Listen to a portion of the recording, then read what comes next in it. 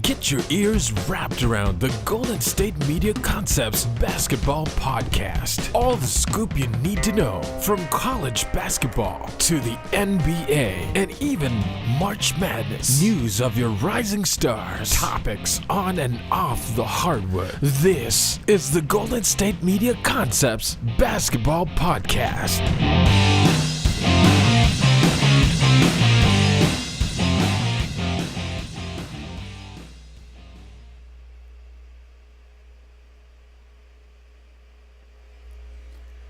Everybody, peace. Welcome to the GSMC Basketball Podcast show, brought to you by GSMC Sports Network. As you guys know, I'm your host, Sean Cottle, and we've got a lot to talk about today, guys. We're going to be covering a lot of topics surrounding the NBA.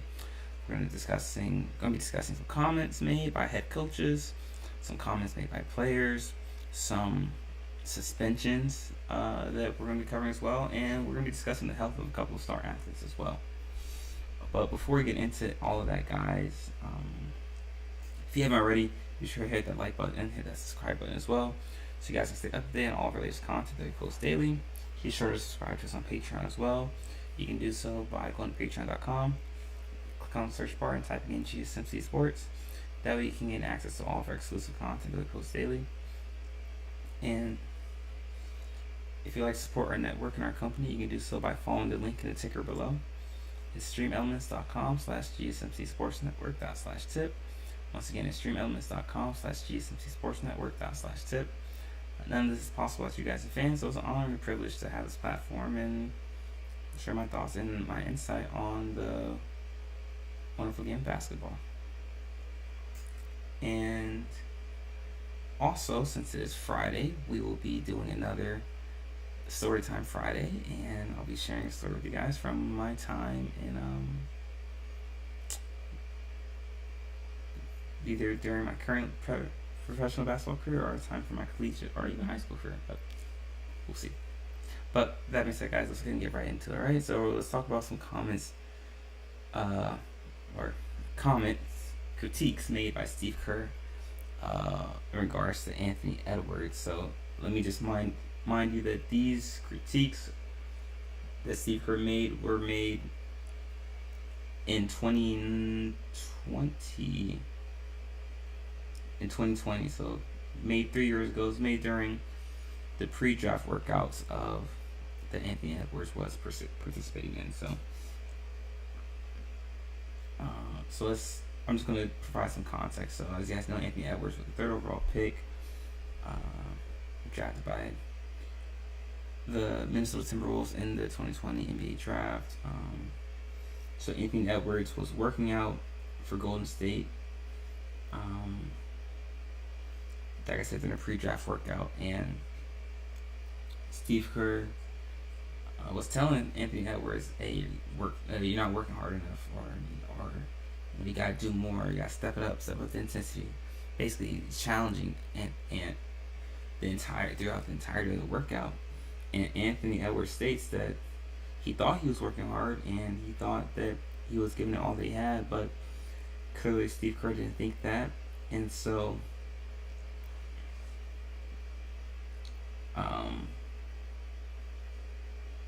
later that evening, Anthony Edwards joined Steve Kerr and Bob Myers for dinner, and they both reiterated to him that they thought that he wasn't working hard enough during the workouts, and they thought he could have stepped up the intensity. And during that meeting, Kerr referenced Steph and Clay and Draymond and said, if you watch those guys work out, you wouldn't have thought that you were working hard. And those guys are work out on a completely different intensity level, and they're pushing their bodies and mental states to the limit every single time.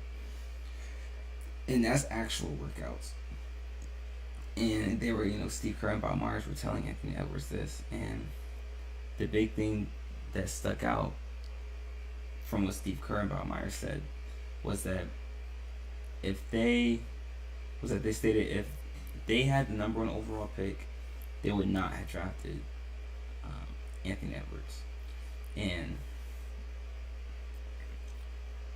as you guys know, the Golden State Warriors drafted James Wiseman number 2 overall in that draft. So knowing Anthony Edwards, he obviously used that as a form of motivation and as a way to galvanize his work ethic. But he also admitted that in hindsight, he wasn't working hard during that workout, and that he could have been at another level. But he states that he needed that moment to see what it was like to work out at a professional level consistently. So he said that him and his trainer fixed whatever needed to be fixed and committed to training and working out at that level of intensity day in and day out. And that's what it takes, speaking from experience, that's what it takes to really perform and be proficient at that level, at a professional level. You don't know what it's like to work out like a pro until you either see a pro in person work out or work out with a pro in person. And that's how I got exposed to it. My going into my senior year of college, that off season, I was blessed to be able to work out with a guy that at the time was playing professionally overseas in Europe, and also had played some time in the G League. And so I was working out with him, and because we both had the same trainer, and I thought that I had great work ethic, and I thought that I was intense throughout the entirety of my workouts, and maybe I was. I thought I was. But working out with him, the guy's name is Brian. Working out with Brian showed me that there was levels to this, and also that I needed to get to that level if I wanted to be successful as a pro. Not just be a pro, but be successful as a pro. And so he challenged me and he pushed me, and there are times where I thought I wanted to quit, but it's in those moments when you feel like you want to quit that success and those rewards are right there. So as soon as you feel like you want to quit and you're ready to just stop, that's how you're getting closer to that door being opened for success. And so I had to push through the workout, and it taught me that this is the standard for working out that I need to be at. And so I took that mindset and that understanding into my senior year of college, and it helped propel me that year, and it helped shape the path for me playing professionally after that, being able to work out with Brian. That those couple times during that off season showed me what it was like to really be a pro and to work out like a pro, and to be every rep is meticulous, every rep is intentional, and there's no time for your mind to wander. There's no time for your mind to get in a disassociative state and not be present. It forces you to be present, and the more present you are in the moment, it allows you to be more intentional. If you're more intentional, you get better reps, right? So it strengthens and challenges your mental capacity as much as your physical. But the moment you can master that mental aspect, it makes the physical much easier. So making sure your mind never leaves the current state, making sure your mind doesn't leave the current space that it's in. Being intentional about the workout and just being present in this workout, because okay, let's just be present, let's just be intentional, let's be present in this moment, because only an hour and a half at the most. Let's be here, let's mentally be here, let's not wander, let's not think about the rest of the day, let's not think about last night, just be here, just think about what's going on right now. And so having that thought process makes it easier, makes the physical easier. So I understand what Anthony Edwards was saying in this comment right here when he was speaking about those things. And and I will say this: Kerr and Bob Myers, they saw the potential. Obviously, they saw greatness in Anthony Edwards, because you're able to recognize it right away, and they knew what he could be as opposed to what he was in that moment, and which is why they said you're not working hard enough, because they know how hard he really could be working and how hard he had the potential to work. So they were challenging him in that moment, and you need people that are going to challenge you in that moment, not just in your professional life, but in all aspects of your life. You need people that see the potential and the greatness in you, and they're able to challenge you in order to get you to that next step. And you want to cherish those people. And we see how Anthony Edwards performed in the FIBA World Cup. He was by far the best player on Team USA. He was an all-star this past season, and he's primed to make another leap forward in his career, both in terms of talent and marketability. So it's no surprise to me that these comments were made, and that Anthony Edwards used those comments to galvanize himself and use it as a positive motivation for him moving forward. But let me know what you guys think about those comments. Is it reading too much into it, or is it right on par? Am I right about what I said, or am I wrong about what I said? Let me know. But with that being said, guys, in our next segment, we're going to be discussing some player suspensions that have occurred recently, actually. So be sure to stick around for all that, guys. You're not going to miss it. Be right back.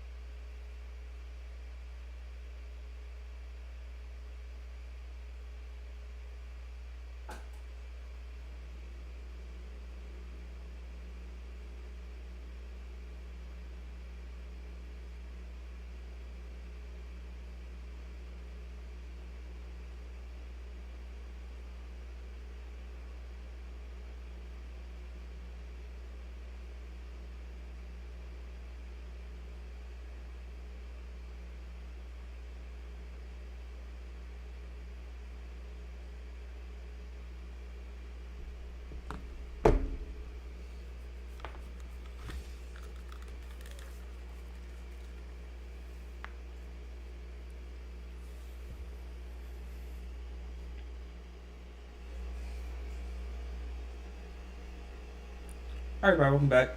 In case you missed the first segment of our show, we discussed the critiques made by Steve Kerr, head coach of the Golden State Warriors, back during the 2020 NBA draft in regards to Anthony Edwards and his work ethic. However, we talked about how these comments were used to galvanize Anthony Edwards and how they were used as a positive, and they were they might have been based truth at the time, but Steve Kerr ultimately saw the positive in Anthony Edwards and his potential, which is why he made those comments. But guys, be sure to stick around for the last segment of our show, where it's going to be Storytime Friday, where we discuss obviously a story from my professional career. And yeah, let's go ahead and get right into it, guys. We're going to get to the second topic right now. So we're going to be discussing, like I said, some suspensions that have been handed out in the NBA, and one of those being Josh Primo, formerly of the San Antonio Spurs. He was suspended 4 games by the NBA, and he plans to sign with the Clippers as of today. As you guys know, Josh Primo was a first-round pick by San Antonio Spurs in 2021 and played with them up until last year, where he was released in January of last year, I want to say.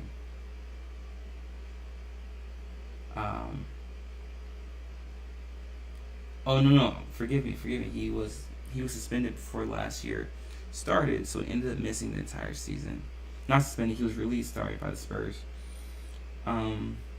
He ended up missing the entirety of last season, and the reason the Spurs released him was because of allegations made by a former Spurs team psychologist, which stated that Primo exposed himself to her, and obviously teams don't want to have those sort of allegations circulating around the organization, so they chose to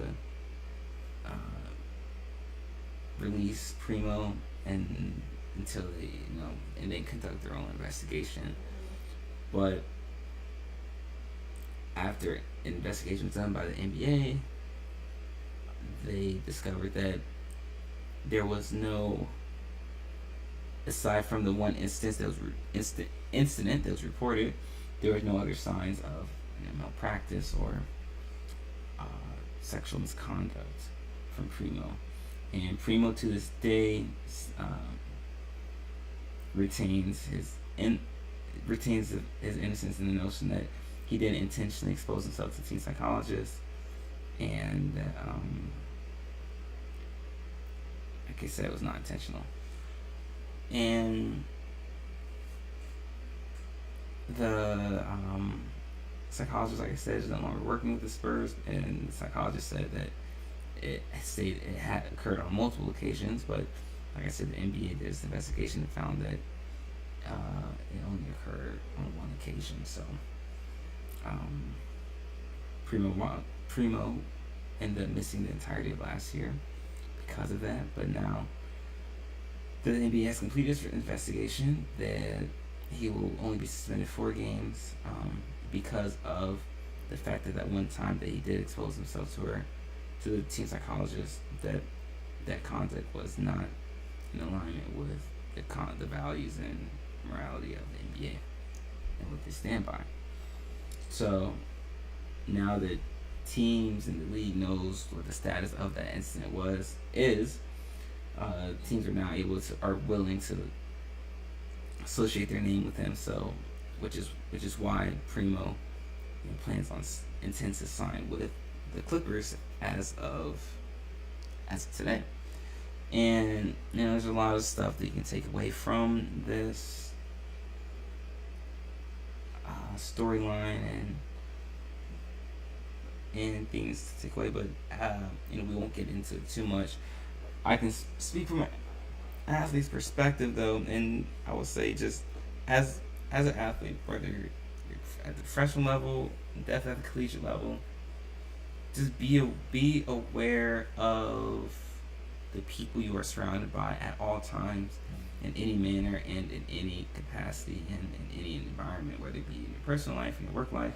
Just be aware of the people you're surrounded by, and always keep yourself accountable in terms of your conduct, and know that any little aspect, any little wrongdoing, or any little mishap, they can use it against you. So just be on the up and up when it comes to your conduct and your character,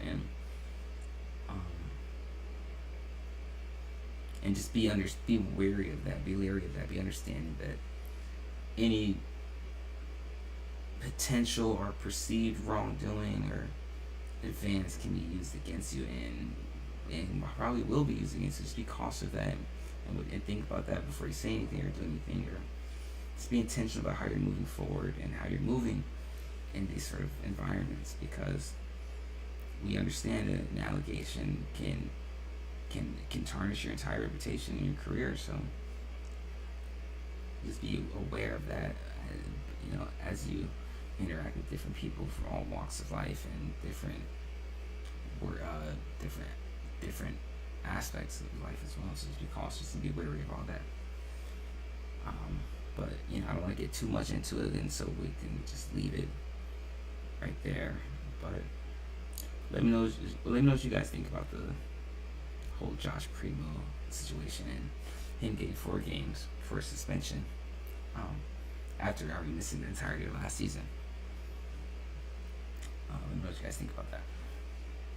But with that being said, guys, in our next segment, we are going to be discussing some comments made by Kyrie Irving and what's going on in that Dallas locker room right now. We're going to be covering all of that and then some, so be sure to stick around, guys. You're not going to miss it. We'll be right back.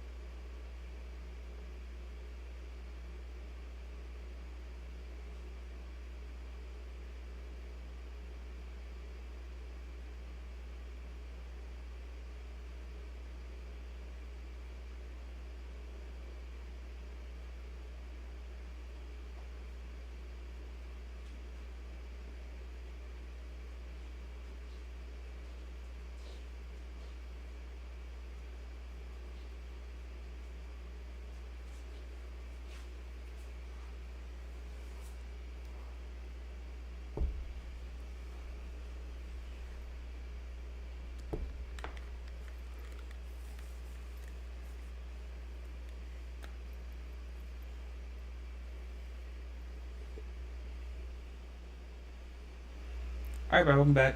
In case you missed the first 2 segments of our show, we discussed some critiques that Steve Kerr made about Anthony Edwards back in 2020, and we also discussed the suspension given to Josh Primo and excuse me, and what led to the suspension, and how any sort of how you have to be cautious moving forward, especially as an athlete, because any sort of even interpretation of wrongdoing can set you back, and have a hindrance in your career. But with that being said, guys, we're gonna start this segment off with some comments made by Kyrie Irving in regards to his return to the Mavs. I'm just gonna dissect that a little bit before we get started. If you haven't already, be sure to hit that like button, that subscribe button as well, so you can stay updated on all of our latest content that we post daily. And be sure to follow us on Patreon as well. You can do so on patreon.com, click on the search bar, type in GSMC Sports. That way you can get access to all of our exclusive content that we post daily. And if you'd like to support our network and our company, you can do so by following the link in the ticker below. It's streamelements.com/GSMC Sports Network/tip. Once again, it's streamelements.com/GSMC Sports Network/tip. None of this is possible without you guys, the fans, so we're so grateful for all the love and support that you show us, and it's a blessing to be on this platform. If you haven't already, be sure to check out the other great shows here on GSMC: the GSMC Baseball Podcast, GSMC College Football Podcast, the GSMC Fantasy Football Podcast, and the GSMC NFL Podcast as well. All of our hosts provide great insight on the sports that they're covering, and it's an honor to work alongside them because they are some of the best in the business. But that being said, let's go ahead and get right into it, guys. So as I said, we're going to be discussing some recent comments made by Kyrie Irving in regards to his return to the Mavericks as a free agent. And I'll just read off a little bit. So, Mavericks guard Kyrie Irving described himself as happy to come back here after the 8-time All-Star re-signed with Dallas at free agency following the expiration of his limited options elsewhere in the league. Irving and the Mavs agreed to a 3-year deal worth up to $126 million in the opening hour of free agency.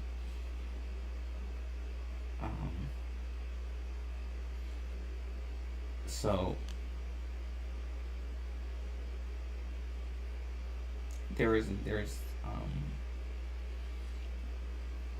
we talked a little bit about what Kyrie's return to Dallas means for Dallas, and this is an instance where Dallas has 2 talented players with Kyrie and Luka. However, they just don't have enough depth, and they don't play enough defense. I think for them to even be considered a contender, to even come out of the West. But it's no knock on skill level of Kyrie and Luka. I do think that there's some things that that they can do to play well together. But their play style, their style of play, both being ball dominant, neither really playing off the ball or liking play off the ball. I think Kyrie's a much better off-ball player than people give him credit for, especially seeing that he played off the ball, especially when James Harden was there in Brooklyn. He showed that he was actually more proficient when he was moved over to the 2 spot, and they had him playing off the ball when they had James at the 1. But Luka isn't someone that can play off the ball. We know that because how much the ball sticks when it's in his hand, and he has one of the highest usage rates in the NBA. And the ball just sticks when both those guys are on the court, so there's no fluidity in the offense. And because there's no fluidity on the offensive side, it's easier for defenses to sit and sit and help and say, okay, I'm just gonna sit here and play help side, and if I have a shooter or if I'm guarding a shooter, I won't help off too much, but still it's less rotation of the ball. And so the less rotation of the ball there is, like moving from wing to wing, the defense gets to sit there, and you're not forcing the help to swing and move. And coaches know, players know that the reason you want to swing the ball from wing to wing, get rotation of the ball, is so you can get the defense to move. And the more you get the defense to move, the more likely they are to make a mistake in terms of closing out on the help side or being a help side or positioning. And so that's what we see here baskets. That's why I see teams that move the ball so well or move the ball a lot. They get a lot of backdoor cuts. They get a lot of slip screens and they get a lot of open cuts to the basket. But Dallas doesn't do that. There's not enough fluidity within the offense of Dallas, and that's something that Jason Kidd will have to address and have to fix moving forward. And we'll see if he'll be able to do that. But I just and we have to remember that Dallas actually was in prime position to make the playoffs last year, but they closed out the season below their expectations, and they ended up finishing as the 12th seed, so they didn't even make the play-in tournament. So there's a lot of things that need to be addressed, primarily on the defensive end with Dallas. I just don't think, personally, I don't think it's a good combination with Kyrie and Luka, because neither of them play defense particularly well. It's the same sort of offensive player in terms of usage rate and what they like to do. But perhaps both of these guys were able to add another dimension to their games, and in terms of being proficient in having a tendency to come off of pin downs and stackers more and flare cuts and curls, like being comfortable and playing more consistently off the ball. If either of those guys can do that and be willing to do that, it'll bode well for the team and bode well for the offense. But let me know what you guys think. Do you think that Dallas and Luka and Kyrie have a legitimate chance of making the playoffs? Do you feel like they can improve from where they were last year? Let me know what you think. Share your thoughts in the comment section. But with that being said, guys, in our next segment, we are going to be discussing the health of Kawhi Leonard and Paul George and what that means coming into training camp. So we're going to be covering all of that and then some. So be sure to stick around, guys. We're going to cover all that. We'll be right back.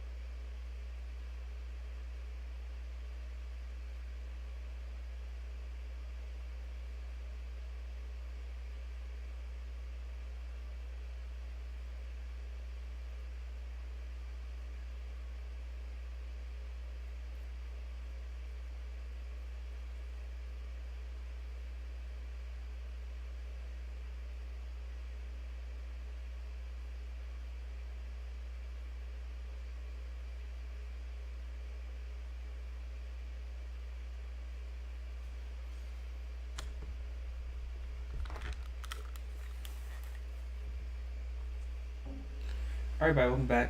In case you missed the first 3 seconds of our show, we discussed the critiques made by Steve Kerr in regards to Anthony Edwards back during the 2020 pre-draft workouts, and how Anthony Edwards used those comments to inspire him and to motivate him to increase his level of intensity when it came to his workouts. We also talked about the recent suspension given to Josh Primo, suspended 4 games, but he does intend to sign with the Clippers today, actually. And we also discussed comments made by Kyrie Irving in regards to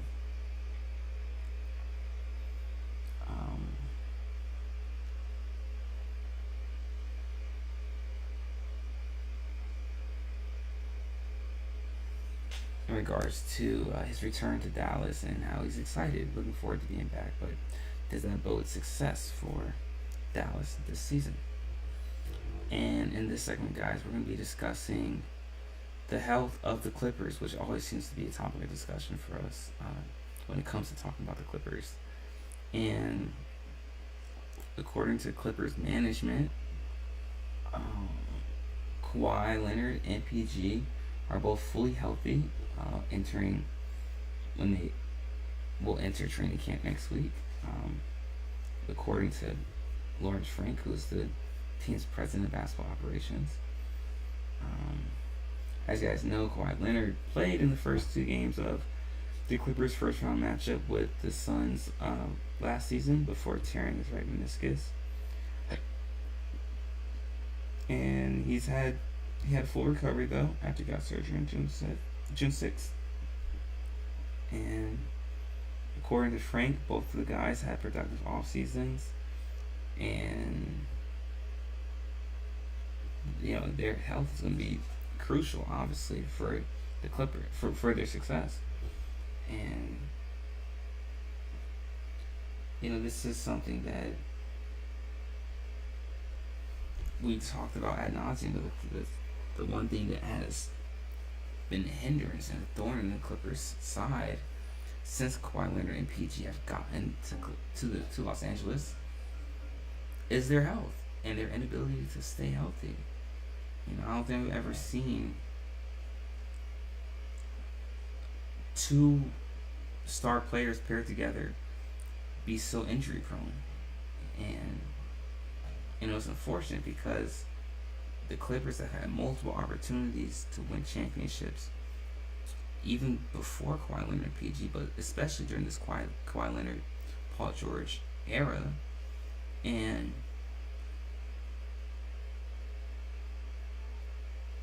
it's but them being healthy now, what's happening is the window is slowly starting to close on this era of Clippers between Kawhi Leonard and Paul George. And if they can't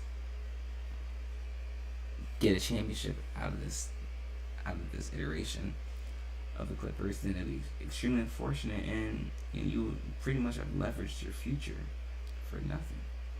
Similar to the situation that the Bucks are in actually right now. But aside from the health though, it's nice to see that Paul George and Kawhi are both healthy, and hopefully that hopefully their health is maintained throughout the entirety of the season. And it'll be interesting to see how many games they play, especially with the new rules on load management, star players teams not allowing to just for lack of better words, just sit their star players. So I wonder if that's going to be a positive or a negative for the Clippers to move forward. That remains to be seen. But that'll be interesting to see moving forward, though, nonetheless. But let me know what you guys think. Do you guys think that Kawhi Leonard and Paul George are going to be able to maintain their health throughout the entirety of the season, or will they get injured again? Share your thoughts in the comment section. But with that being said, guys, that's it for our show for today. Thank you so much for tuning in. It was an amazing show today, guys. If you haven't already, be sure to hit that subscribe button, hit that like button as well, so you guys can stay up to date on all of our latest content that we post daily. And be sure to follow us on Patreon as well. You can do so by going to patreon.com, clicking on the search bar and typing in GSMC Sports. That way you gain access to all of our exclusive content that we post daily. And if you'd like to support our network and our company, you can do so by going to streamelements.com/GSMC Sports Network./tip. Once again, it's streamelements.com/GSMC Sports Network./tip. None of this is possible without you guys, the fans, so it's an honor to have this platform and share my ideas and my insight on the wonderful game of basketball. And I know we didn't get to do Storytime Friday today. That's my bad. But what we'll do to make up for it, we'll do a Storytime Friday. Or we'll do a Storytime segment on Monday to make up for the lack of Storytime Friday today. So we'll cover all that. Don't worry. And be sure, if you haven't already, to check out the other shows on the GSMC Sports Network. The GSMC Baseball Podcast, the GSMC College Football Podcast, the GSMC Fantasy Football Podcast, and the GSMC NFL Podcast as well. All of our hosts provide great insight on the sports that they cover, and it's an honor and blessing to be working alongside them. So, with that, guys, we'll be back again, same time on Monday, 5:30 p.m. Eastern Standard Time. Have a wonderful weekend, guys. Until then, continue to stay safe, be vigilant, make smart decisions, and until next time, guys, peace.